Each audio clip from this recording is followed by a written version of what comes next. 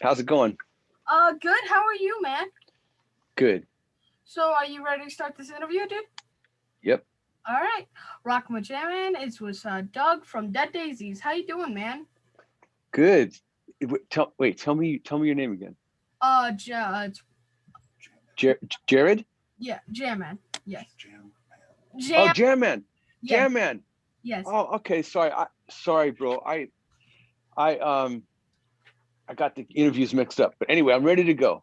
All right. So you are the Jam Man. Yes, I am the legendary Jam Man. All right. So, how are you holding up during these crazy times? I can't complain. It's, being home with my family. I'm a dad, so it's been really, really the silver lining to it for me has been being with my family, with my kids. And it's a little this whole thing has been difficult for everybody. It's been really difficult for a lot of people, other people, much more difficult than for me. So I'm very blessed about that. But um, hopefully we're gonna get out of this this year, and we'll be able to get back to playing some live music. That's all I hope because 2020 was like the age of old rock or just rock coming back into the culture. But it was like, yeah, like a whole bunch of good bands were coming back there. A lot of big tours. It was really, Yeah. it's really a shame what happened. Yes. Absolutely. I mean, um, I wished I can't even believe it. It feels like 2020 just flew by a little bit, and it was very surreal the whole year. It felt like it flew by. Now it feels like we just skipped a year, but during the year itself, it felt like we were in slow motion, going through every day. It was just bizarre. So congratulations on your new album, Holy Ground. Thank you so much. We appreciate you guys. Yeah, it's a pretty good album, and I like it very much, and I would hope to see that in the future more. Well, I hope. Yeah, I mean, we hope that a lot of people will enjoy the album. We had a great time making it. We went to the south of France to record it, and it was a great opportunity for us to bond. We had a new singer on the album, Glenn Hughes, and he's the legendary voice of rock. And we needed a chance to bond together. So we went to the south of France, and it was great. We got to really, focus on the music. So I know there was a few lineups on this album. How did that work making this album? It was yeah, that's kind of what I was talking about. It was when you have a lineup change, you really need to um a band is very much like a family, so you really have to, when you get a new family member in, you got to bond. You got to take time to get to know each other. And Glenn and I had toured together in 2015. We've been friends for a long, long time, and we toured together. That's when you really get to know somebody, when you tour together, because you're always together in a bus or a plane or whatever.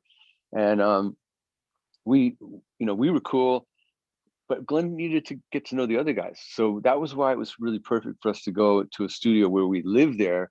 We would sleep there, wake up, have breakfast together as a whole, as a family, as a team, and then we'd go directly into recording. And it was just perfect for us, for that situation. So it worked out well. So this final lineup for Dead Daisies, or are the members interchangeable to help the band evolve? I mean, this band was set up to be kind of a collective, and it was started by David Lowy, and he had some songs that he wrote with a guy called John Stevens, a really great singer. And they worked with various different people. Wrote a song with Slash, and they wrote some stuff with Marco Mendoza, who's an amazing bass player singer. Um, it started to basically take shape around, I would say, around 2014. After a couple of years, they locked into a really great lineup with Richard Fortas on guitar, with David Lowy on guitar. John Corabi came in. They had Marco Mendoza and Brian Tishy on drums. And then when Guns N' Roses got back together, that's why they called me. So I jumped in. I was friends with all those guys, and it was really cool to play with them again. And then, you know, constantly this band does make changes, and it's not for the purpose of trying to keep it, you know, interesting or fresh, but that's kind of a byproduct when you make a change with a group lineup. You know, it can open up opportunities for you to do some different things musically. So now you guys have two former members of Black Sabbath. What are the chances of you doing a cover or two? You know, we didn't think about that actually. We that's an interesting idea, Jam Man. I might have to present that as your contribution to the set list. That the Jam Man says we need to do a Sabbath cover. That would be fun. Yeah, that actually would be really good. Yeah. Yeah, I mean, that would be so cool because obviously two of those guys played in the band. We're talking about Tommy Clufetos on drums, and Glenn Hughes sang with Black Sabbath. And maybe, who knows? That would be really cool. I would like that. I believe the entire world would love that. Thank you. I think you're right. I think the entire world. I agree with you. I'm gonna bring that up. I'm gonna totally give you credit for it. Thank you so much. I really dug your last single, Holy Ground, Shake the Memory. Mhm. It was an awesome song. What did you think when Glenn was like, check this out? It was interesting because he had the basic riff was kind of like this. It was like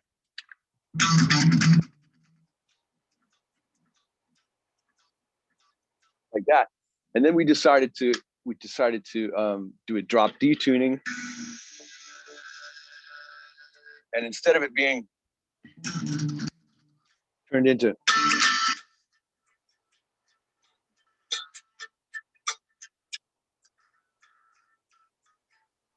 so I was all for it. I thought it was great. We demoed it up. Then when we went to France, we we went through all the songs and, you know, kind of reorganized them, worked on the parts, and it turned out to be such a strong track that we made it the album opener, and it turned out to be the title track. The animated video for Bustle and Flow was amazing. How'd you come up with that? That was pretty amazing there. I had nothing to do with it. It was the management did it. The management of the Dead Daises is very hands-on. They have a lot of great ideas for keeping things fresh, and that was something that, two reasons I think that happened is because you know, you can see a video with 4 or 5 guys a couple times, but it's also nice to have something different, like a different storyline. And so that was nice. And then the other part was that you know, it was difficult to get together last year. So that's part of probably the main reason why we went with that concept. But I loved it. I thought it was really cool. I don't need to see myself on the video. What's the next single, by the way? I can't tell you that. Are you I kidding me? can't tell you that. I think I know what it is, but I can't tell you. I'll get in trouble. Maybe. All right, I'll tell you what. All right. Which one do you think it is? I'll give you 3 guesses. Here, let me think. Give me 1 sec, all right? Let me think real quick. Okay. Take your time. If you get it right, I'm gonna have to tell you. All right.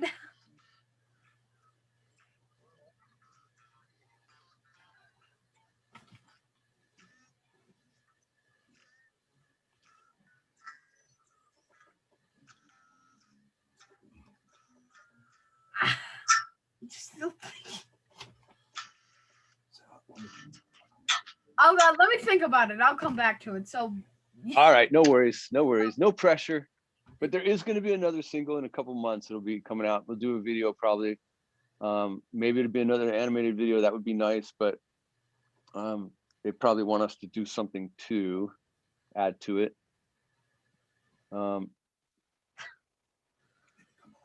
maybe come alive. Come alive. Come alive. Maybe come alive. I think that would be good, but that's not it. My fate. Nope. One more guess. Saving Grace. No, but those are all great songs. I love them all. It's not those. Beat It. What? I don't know why, but I thought of Michael Jackson cover for some reason. I don't know why. Michael Jackson cover. That's a good idea. What if you like putting out music during the pandemic and not being able to tour to back it up? Well, it was difficult. You know, I mean, like I said, it's been really, as you know, it's been very difficult for a lot of families and people that lost their jobs totally. And, you know, all the shutdowns and everything was really difficult. It still is. I mean, you know, as a young man, you know, for yourself, it's been difficult to just be at home all the time and not being able to be with your friends. So, but as far as for the band, you know, we basically kept busy at home doing some lockdown video stuff, and Glenn and I did some writing over the summer. Last summer, got a bunch of new songs that we're excited about, yeah. So it's of course we wanted to play live. We really did. We got an opportunity to actually rehearse in October. We got together and played through the new album, and it was really fun, but not the same as going on tour. This has been the longest I've been home, I think, ever. Oh my god. I was at home. I looked, and I also had I actually had almost an entire year off of school. Well, I know, but aren't you doing homeschooling? Yeah, I am doing homeschooling, but like, whoa, it was a pretty long time. Are you still doing homeschooling, or are you back in? I got I'm still doing homeschool. It's just that I have a really big break. I have this entire week off. Okay. Yeah. How old are you? 9. Okay. Well, I know it's been rough, but it's in a couple years, you're going to forget about this whole time. It's just going to be like a weird blip, and it will go away. Hang on. Somebody's calling me. Take your Sorry time. about that. Sorry about that, buddy. It's all right. There we go. I'm back. You're back. But it'll be a small blip on our lives, and unfortunately we lost, you know, a lot of people were affected, and a lot of people lost battle with the pandemic, but you know, we got to move on, right? We got to. Yeah, just gotta be the story that I can tell my kids. Oh yes, I remember this one time when I was trapped in my home. Yeah, and you tell your kids, like, and we had to wear masks all the time, and your kids will be like, "What are you talking? Wear a mask? That must have been horrible." Yeah. But actually, I've gotten used to it now. My dad's getting really used to it. He's going full John Wick mode with it too. Yeah. It has to be really scary being a magician and not knowing when you can tour again. I'm not worried about that. I know it's gonna be sometime this year we'll be able to get back on the road a little bit. I think, you know, the numbers have been getting better, right? So I think, you know, if things go well, maybe by the end of the year, maybe by the summer, who knows? We can get back to playing some shows. You of all people know the dangers of COVID. How's your dear wife doing? Can you repeat that? Sorry, Jim, man. You of people all know the dangers of COVID. How is your wife doing? Is your wife okay? Oh, my wife. Oh, yeah. She's great. She's good. She had it, and we were lucky we didn't catch it. We put her in a room. We locked her in there, and I would just put food out for her, and I know she had it because she lost her taste and she couldn't smell anything and taste anything. So I would play some tricks on her and I put like extra sugar in her coffee. She doesn't like sugar in her coffee, just to see, because I wanted to make sure. And she asked me, did you put something spicy, because I don't taste it, but my throat is getting hot. And I was like, yeah, I put some Tabasco sauce in your eggs.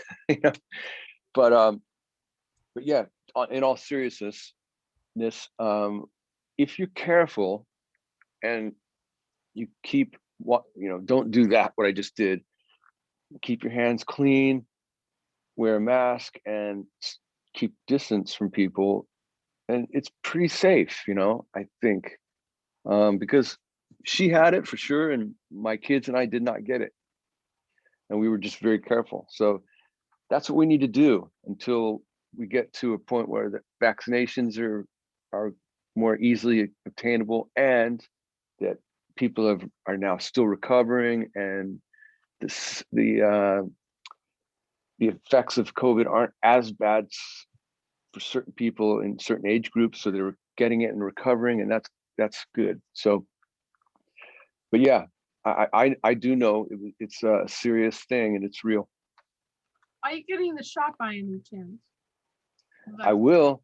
It's not my turn yet, but I will get it. I think probably, for musicians, you're going to have to get it in order to travel, to go to especially certain countries like England or, um, South America, or some places where it's been really a difficult time.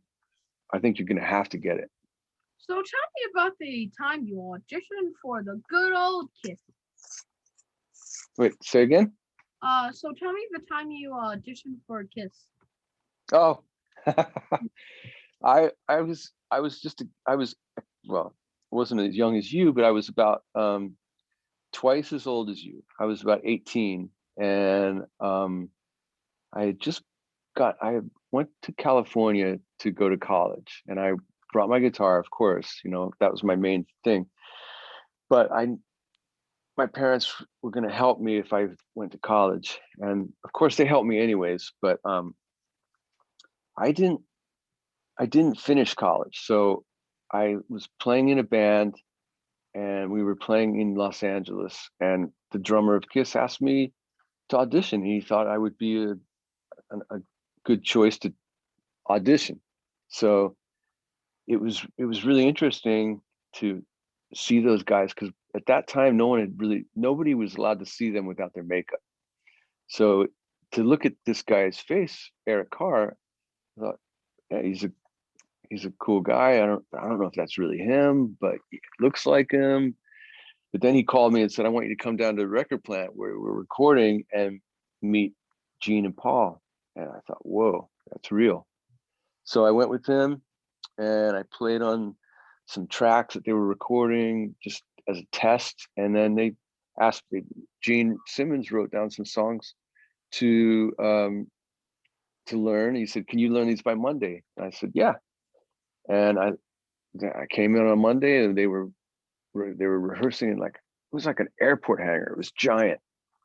And it was a really interesting experience, Jam Man, because I didn't really know that much about, I could play guitar and I knew what I thought sounded good, but I didn't really know about music. So it kind of forced me into going like, I got to get serious. I got to start really learning about things, And I think that's important for kids, to basically like realize that you can do whatever you want to do if you really put the effort into it. If you really try hard, you can accomplish whatever you want. Yeah, you can be a spaceman. You just gotta work hard, think, strategize, and bada bing, bada boom. You got it. That's it. Yeah, bada bing, bada boom. Bada bing, bada boom. Did Gene Simmons really tell you to lose his number? Yes. How do you know that? Did you read that? My research and maybe a little shit, mate.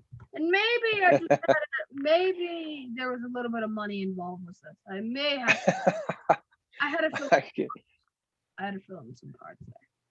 No, I mean, Gene's a great guy. I was just a kid, so I was like, I shouldn't have been calling him anyways, but I thought I would try it too. And I don't, you know, he's just a, he was just, it was, he was on tour. When you're on tour, you're in tour mode. And even though it was at his house, he was probably just like happy to be home and did not expect a phone call for somebody asking for tickets. And I thought it was funny, you know. It was not, he didn't do it in a mean way. He just did it in a funny way. Like, screws my number, man. That's Kinda. have you talked to him since? Oh yeah. Yeah. I've seen him, you know, I used to see him, there used to be a workout thing. It was called, it was before you were born, but it was called Taibo. And it was this guy who would train like it was like kind of a aerobic Billy training, huh? Billy Simmons? Did he train Billy? So well, so Gene would be, he would do this class, this Taibo class, and I was in the class sometimes with Gene. So I'd see him in the back. He'd be doing this, his workout. But and then his son Nick was, I think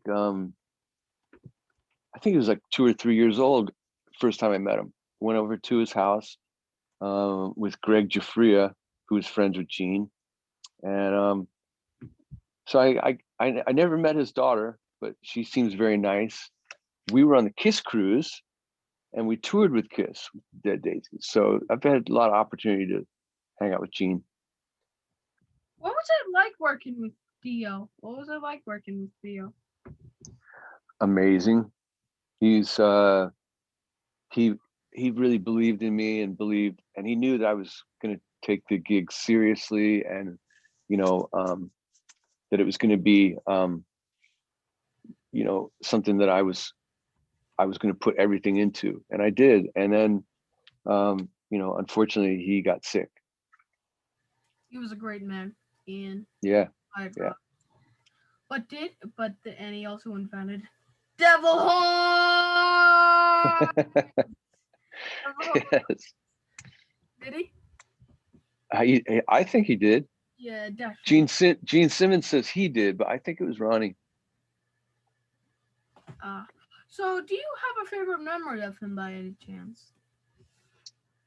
Yeah, I mean, just his work ethic. He always was working hard, and he always wanted to rehearse a lot, and that was great because when I joined the band, I wanted to do a good job, and so the more rehearsal, the better. And it's people think like going on tour and traveling and doing all that stuff is the funnest, but to me, the funnest is rehearsals.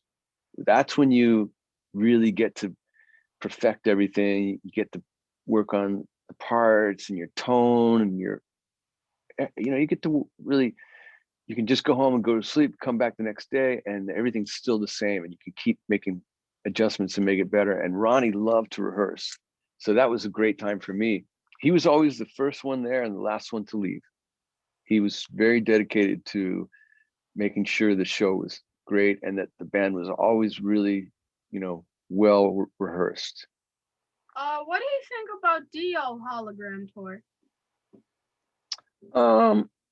I saw a little bit of one. There was a benefit to raise money for cancer, and I saw Hologram, and it was interesting. I was only, I think it was only like 3 or 4 songs, but there's nothing like the real thing. There's no way around it. I think it's fine if they want to do it. What do you think about Dio's cover bands, Dio Disciples and Last in Line? Well, Last in Line is interesting because that's the original guys. Ronnie's not here himself, but that's the original guys, and with Vivian, and it was with Jimmy Bain until Jimmy passed away. But yeah, I think that's like a real band, and so is the Disciples. They basically are just paying tribute to Ronnie, so that's all right, you know. Did either one of them ask you to join them? No, Last in Line wouldn't have needed me because they have Vivian. He's the guitar player that played on the early Dio stuff. And then the Disciples, I jammed with them a couple times actually. Um, I forget where. So I think in Switzerland or something. They were in town. I had a day off, and we went and saw them, and I played with them. Can you jam Rambo in the dark? Rainbow in the dark. Rambo. You want Rainbow. Rambo? You want me to jam it right now? Yeah. Yes. Could you? So it goes like this. Right. Wait, let me get this so you can see.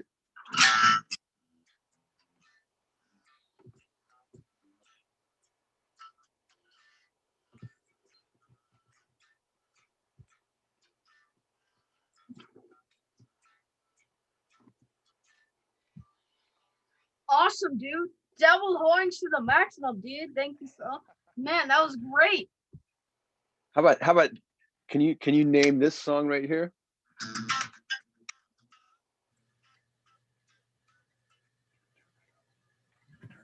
You can dark it out.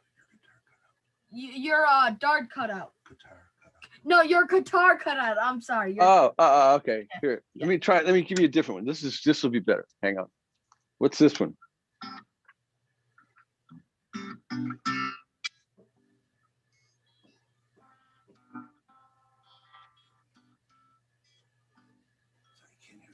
I can't hear the guitar. It keeps cutting out. I'm serious. Oh, okay. All right. No worries. No worries.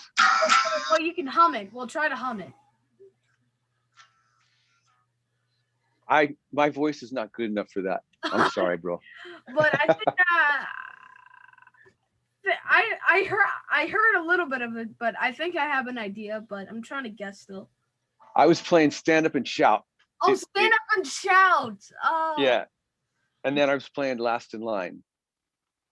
So tell me your favorite memory from playing the show. From Dio? In general, anyone. Well, recently the favorite memory was recording Holy Ground in France. That was a blast. And we really had fun, and we really, focused hard and wanted to make a record that people were going to be happy with. And so we're, hoping that people like it. What is your worst memory? Worst memory? Mm-hmm.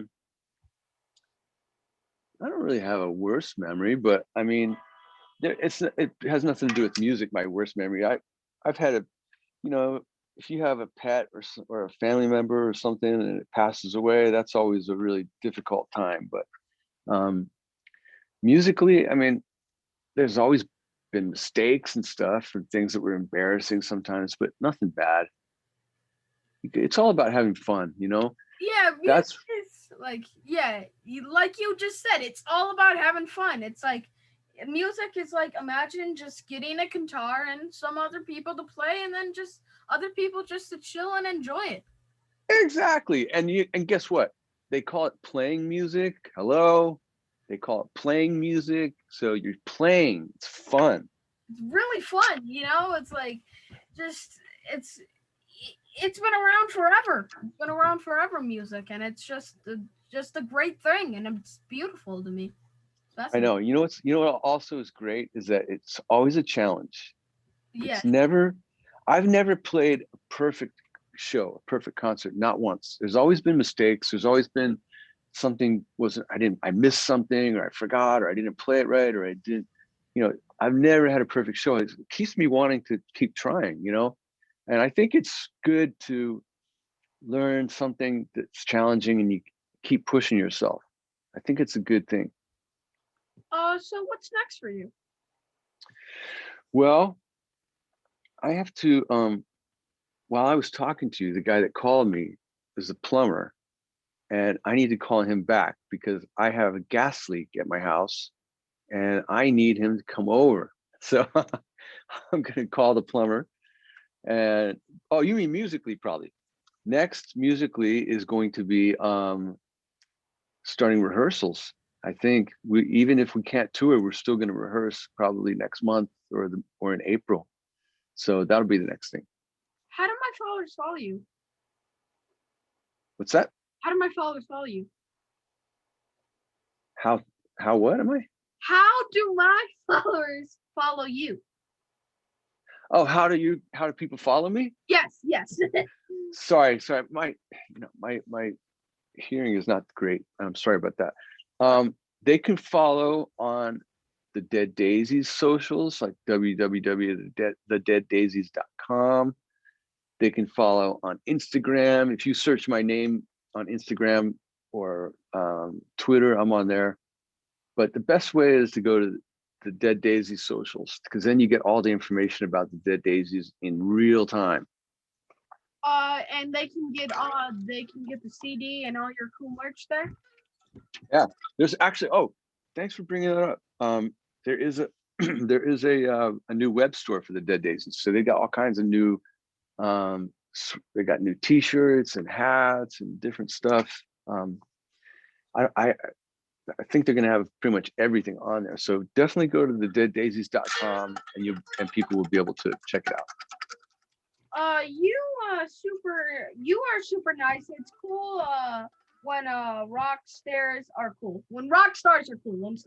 It's cool when rock stars are cool, and you're super nice, and thank you for doing this with me, and I really thank you. And handshake in video there, and fist bump in video.